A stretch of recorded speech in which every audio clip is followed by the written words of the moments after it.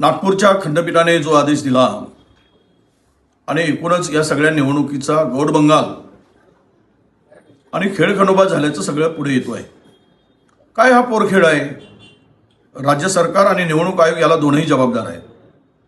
एकीकडे 31 जानेवारीपर्यंत निवडणुका घ्या असं सूर्यकांतच्या जे आता सीजे आहेत त्यांच्या खंडपीठाने हा निर्णय दिला होता.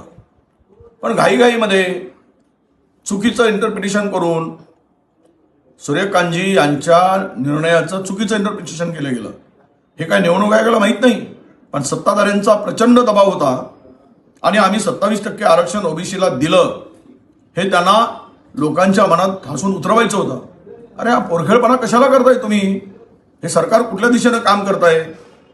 आज निवडणूक आहे आणि उद्या मतमोजणी होणार होती, ती आता 21 वर गेली.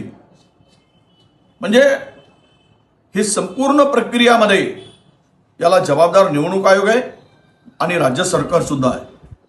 निवडणूक आयोग राज्य सरकारच्या हातचं बाऊल झालेलं आहे. हे आता लपून राहिलेलं नाही, त्यांच्या इशाऱ्यावर काम करते. कदाचित हे सगळे निर्णय 3 दिवसामध्ये चिन्हाचं वाटप किंवा कोर्टाचा निर्णय अपेक्षित होता. कोण सांगितलं तुम्हाला? इतक्या साऱ्या निवडणुका आतापर्यंत झाल्या, पण आधी यापूर्वी अशा पद्धतीनं हा खेळखंडोबा कधीच झालेला नव्हता.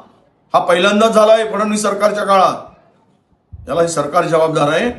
आणि राहिला विषय या सगळ्या प्रक्रियेमध्ये की उद्या जर मतावर परिणामच होतो असं जर कोणी म्हणत असतील तर मग या निवडणुकांचा निकाल लागेल. उद्या जर निकाल लागला असता त्याचा परिणाम जिल्हा परिषदावर पण झाला असता, महानगरपालिकेवर झालेला असता.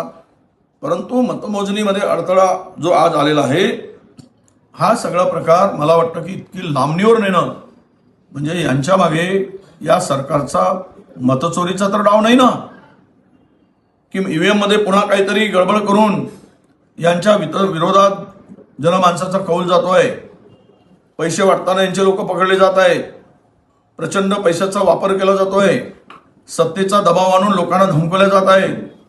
लोकांना धमकवण्याबरोबरच एकमेकाला बघून घेण्याची भाषा, कापण्याची भाषा होत आहे.